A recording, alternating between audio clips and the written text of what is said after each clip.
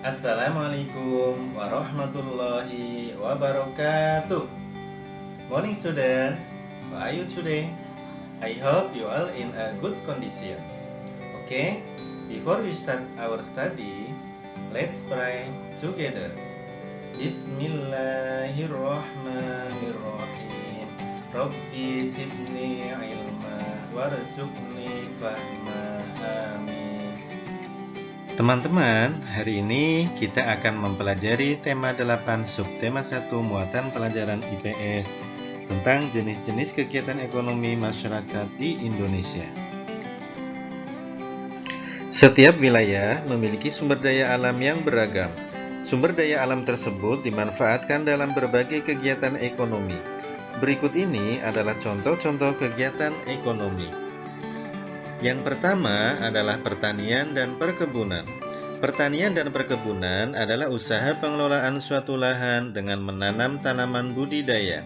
Usaha pertanian dan perkebunan banyak dilakukan oleh masyarakat di negara agraris, seperti Indonesia. Hasil pertanian antara lain berupa padi, sayur-sayuran, teh, jagung, buah-buahan, dan umbi-umbian. Yang kedua adalah peternakan. Peternakan adalah usaha pembudidayaan hewan yang dimanfaatkan secara langsung untuk konsumsi atau diolah menjadi bahan baku. Misalnya, bebek dimanfaatkan daging dan telurnya.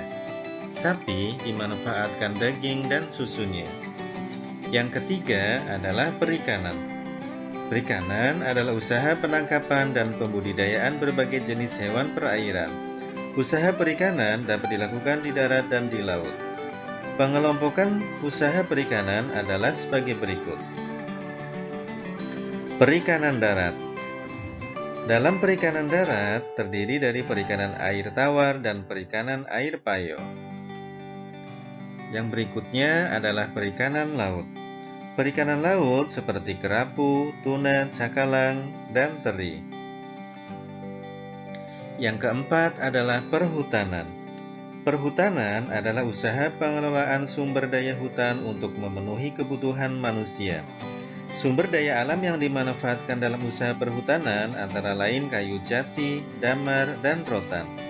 Kayu-kayu tersebut diolah menjadi bahan baku mebel atau bahan untuk membangun rumah. Yang kelima adalah pertambangan. Pertambangan adalah usaha menggali dan mengelola sumber daya dari dalam bumi. Hasil pertambangan dikelompokkan menjadi 3, yaitu mineral logam. Mineral logam adalah barang tambang berbentuk biji yang biasanya dapat menghantarkan panas dan arus listrik. Contohnya emas, perak, aluminium, dan timah. Mineral logam diolah dan dimanfaatkan sebagai peralatan rumah tangga, alat elektronik, dan perhiasan. Berikutnya adalah mineral non-logam. Mineral non-logam adalah barang tambang yang biasanya tidak dapat menghantarkan panas dan listrik. Contohnya adalah batu kapur, belerang, dan pasir. Barang non-logam biasanya dimanfaatkan sebagai bahan bangunan.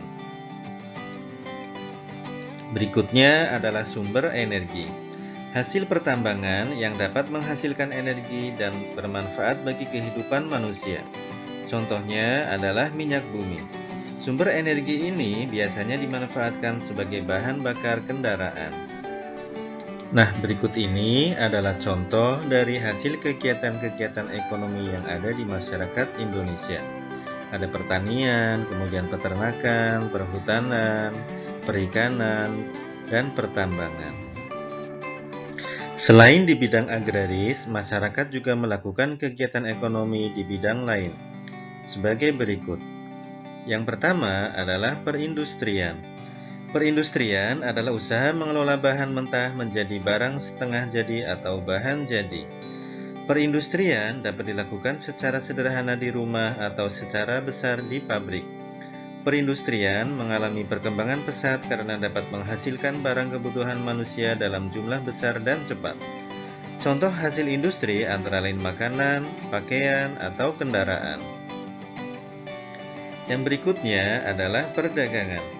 Perdagangan adalah usaha membeli barang dari orang lain atau produsen untuk dijual kembali ke orang lain atau konsumen.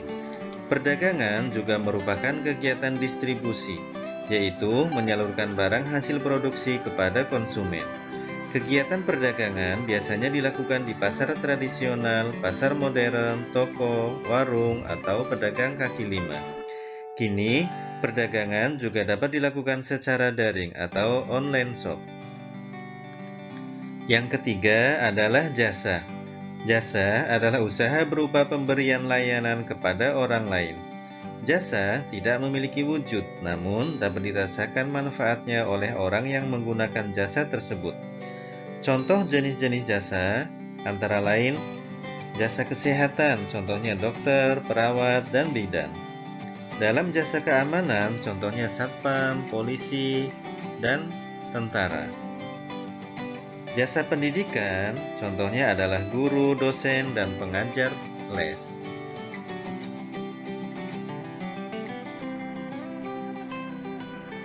Oke teman-teman, demikian tadi pembelajaran kita untuk hari ini.